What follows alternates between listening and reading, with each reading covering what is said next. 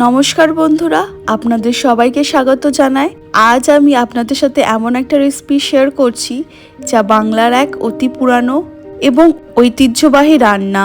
ইদানিং আমাদের রান্নাঘর থেকে অনেক পুরনো পদ হারিয়ে যাচ্ছে। ঝিঙের জল ভরা ঠিক তেমনই একটি বিশেষ নিরামিষ রান্না। যারা নিরামিষ খেতে ভালোবাসেন বা যারা নতুন কিছু ট্রাই করতে চান, আজকের ভিডিওটি তাদের জন্য। চলুন শুরু থেকে শেষ পর্যন্ত দেখে নিই এই সুস্বাদু পদটি কিভাবে তৈরি করতে হবে।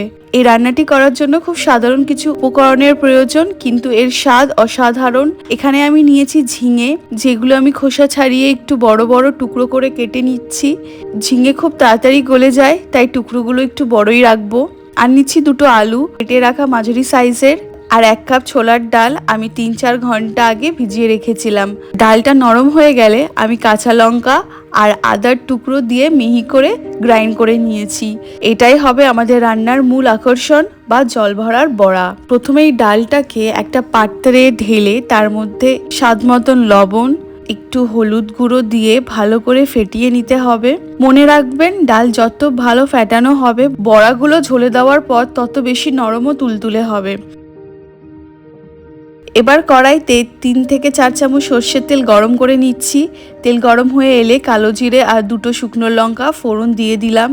ফোড়নের মিষ্টি গন্ধ বেরোতে শুরু করলে ডুমু করে কেটে রাখা আলুগুলো দিয়ে দিচ্ছি। আলু ভাজা হয়ে গেলে কেটে রাখা ঝিঙেগুলো কড়াইতে দিয়ে দিচ্ছি। এরপর যোগ করছি লবণ আর হলুদ, আর নেড়েচেড়ে একটু জল দিয়ে ঢেকে রাখছি। আর ঝিঙে থেকে অনেকটাই জল বেরায়, এই জলে কিন্তু রান্নাটা হবে। আলাদা করে খুব বেশি জল আমরা যোগ করব না। আজ কমিয়ে কিছুক্ষণ ঢাকা দিয়ে রাখবো যাতে ঝিঙে ও আলু মজে আসে। এবার হলো আসল ধাপ, ডাল বাটা বা বড়াগুলো দিয়ে দেব। খেয়াল রাখবো বড়াগুলো কিন্তু আমরা আগেই ভেজে নিইনি। ঝিঙের এই রসালো জলেই বড়াগুলো সেদ্ধ হবে এবং এর ভেতরে সমস্ত মশলার স্বাদ ঢুকে যাবে।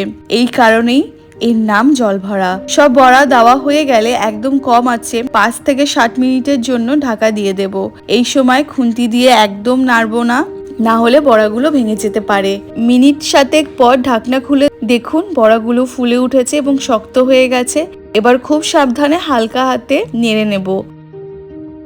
রান্না শেষে স্বাদ বাড়ানোর জন্য আমি 1 চামচ সর্ষে আর 1 চা চামচ পোস্ত একসাথে বেটে নিয়েছি। সব শেষে দিয়ে দিচ্ছি সর্ষে পোস্ত বাটাটা। এই রান্নাটা একটু মাখো মাখো হবে। সর্ষে দেওয়ার পর বেশি জাল দিতে লাগে না।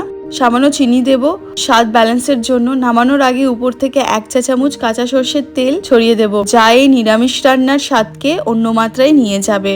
তাহলে তৈরি হয়ে গেল আমাদের গরম গরম ঝিঙের জল ভরা। ধোয়া ওঠা ভাতের সাথে এই পদটি একবার খেয়ে দেখুন, খুব ভালো লাগবে। কেমন লাগলো আজকের এই সাবেকি রেসিপিটি অবশ্যই কমেন্ট করে জানাবেন।